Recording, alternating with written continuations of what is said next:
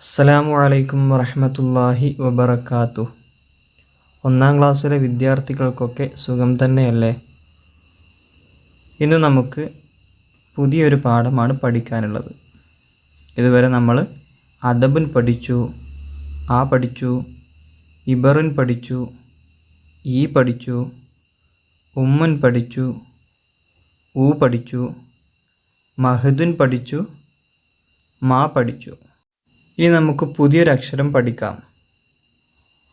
നിങ്ങൾ സ്ക്രീനിൽ കാണുന്നുണ്ടാകും. ഇവിടെ ഒരു ബക്കറ്റ്, അതിന് താഴെ എന്താണ് എഴുതിയിട്ടുള്ളത്? ദൽവുൻ. എന്താ വായിക്കുക?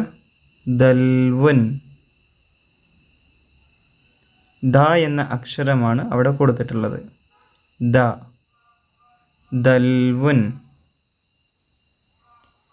ദ, ദി, ദു, ദുൻ. ഉസ്താദിൻ്റെ കൂടെ വായിക്കണം. ഇതേതക്ഷരം? The, the, the,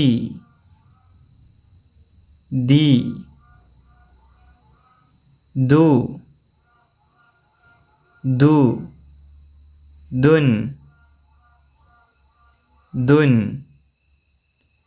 the, the, ദു, ദുൻ. ദ, ദി, ദു, ദുൻ. ദൽവുൻ, ദൽവുൻ. ദൽവുൻ എന്ന് പറഞ്ഞാൽ ബക്കറ്റ്. നമ്മുടെ വീടുകളിലൊക്കെ നമ്മൾ വെള്ളം കോരാനും വെള്ളം എടുക്കാനും ഒക്കെ ഉപയോഗിക്കുന്ന ഒന്നാണ് ബക്കറ്റ്. അറബിയിൽ ദൽവുൻ എന്നാണ് ബക്കറ്റിന് അറബിയിൽ പറയുക. ദൽവുൻ എന്നെങ്ങനെയാണ് എഴുതേണ്ടത്? ദ എന്ന അക്ഷരം എഴുതാൻ ആദ്യം പഠിക്കുക. അപ്പോൾ സ്ക്രീനിൽ നിങ്ങൾക്ക് കാണാം ദാൽ. ദാൽ എന്ന അക്ഷരമാണ് ഇവിടെ ഉള്ളത്. ദാൽ എങ്ങനെയാണ് വരയ്ക്കേണ്ടത്? എങ്ങനെയാണ് ദാൽ വരക്കുക? അതിനായിട്ട് നമ്മൾ പേനയെടുത്ത് മുകളിൽ നിന്ന് സൈഡിലേക്ക് താഴേക്ക് ചെരിച്ച് എന്ത് ചെയ്യണം? വളച്ച് അടിയിലൂടെ കൊണ്ടുവരിക. ഇതുപോലെ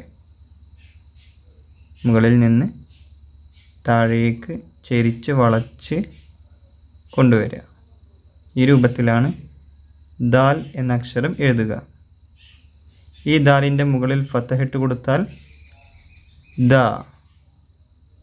നമ്മൾ ഫതഹ്, കെസർ, ലമ്മ് ഇതൊക്കെ പഠിച്ചതല്ലേ? അപ്പോൾ മുകളിൽ ഫതഹ് ഇട്ട് കൊടുത്തു കഴിഞ്ഞാൽ ദ, താഴെ കെസർ ഇട്ട് കൊടുത്തു കഴിഞ്ഞാൽ ദി, മുകളിൽ ലമ്മ് ഇട്ട് കൊടുത്തു കഴിഞ്ഞാൽ ദു.